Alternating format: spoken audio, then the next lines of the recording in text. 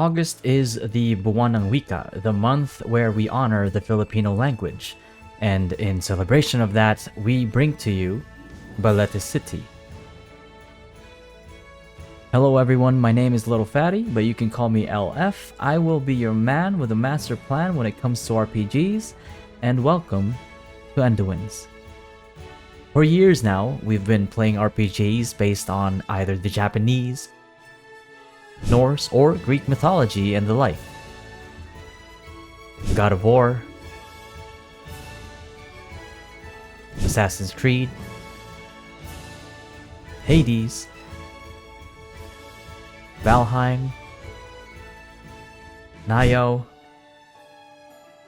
If you search Filipino RPG on Google, the first search result you'd likely get is an attack on a Philippine mayor. That's not to say there aren't any in the works, because that's exactly what we're talking about today. Enter Balete City, a third-person, story-driven RPG based on Philippine mythology.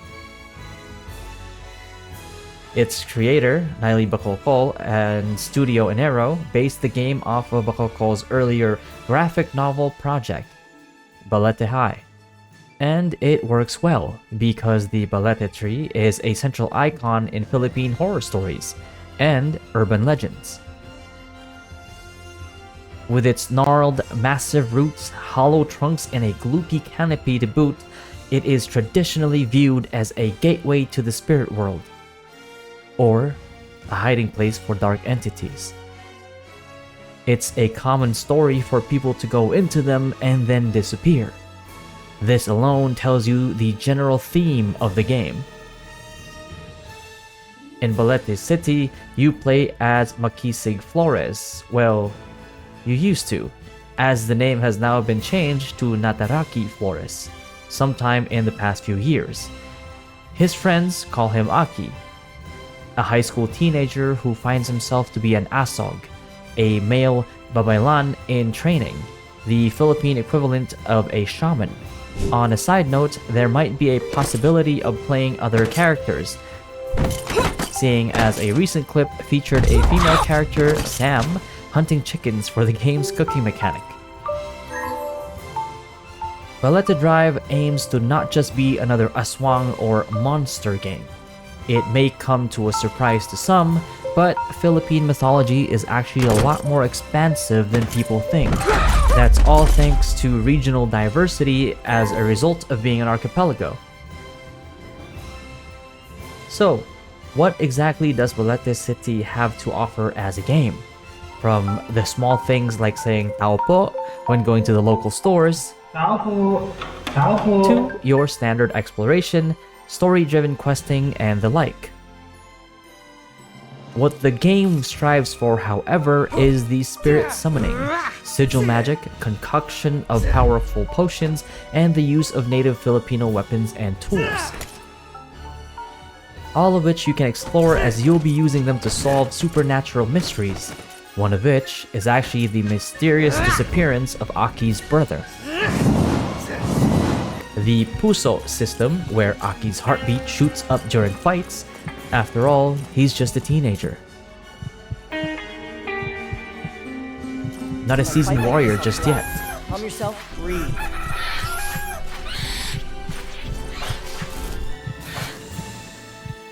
He has to find a safe spot, breathe, and calm himself down through a small QTE breathing sequence.